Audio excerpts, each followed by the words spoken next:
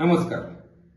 जिल्हा परिषद व पंचायत समिती निवडणुकीसाठी उमेदवारी अर्ज दाखल करण्याच्या शेवटच्या दिवशी शिवसेना उद्धव बाळासाहेब ठाकरे पक्षाचे मालवण तालुका प्रमुख हरी खोबरेकर यांनी मालवण तहसीलदार कार्यालय प्रांगणात माध्यमांशी संवाद साधला.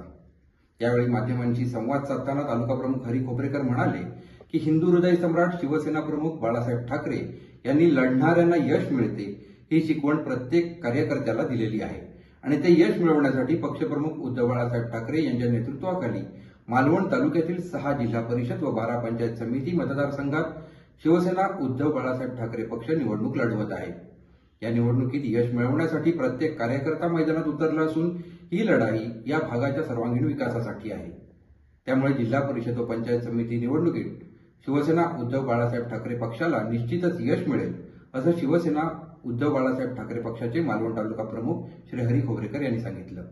यावेळी शिवसेना उद्धव बाळासाहेब ठाकरे पक्षाचे मालवण शहर प्रमुख बाबी जोगी, नगरसेवक महेंद्र माडगुळ, नगरसेवक मंदार पोरसकर, नगरसेवक तपस्वी मयेकर तसेच भगवान लोडबे, मनोज मोणकर, नंदू गवंडी यांच्यासह अनेक पदाधिकारी आणि कार्यकर्ते उपस्थित होते.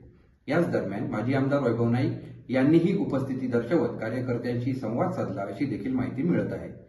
पत्रकारांशी बोलताना शिवसेना तालुका प्रमुख हरी खोबरेकर म्हणाले की उद्धव बाळासाहेब ठाकरे शिवसेनेचे उमेदवार जनशक्तीच्या जोरावर जिल्हा परिषद व पंचायत समितीची निवडणूक लढवत आहेत.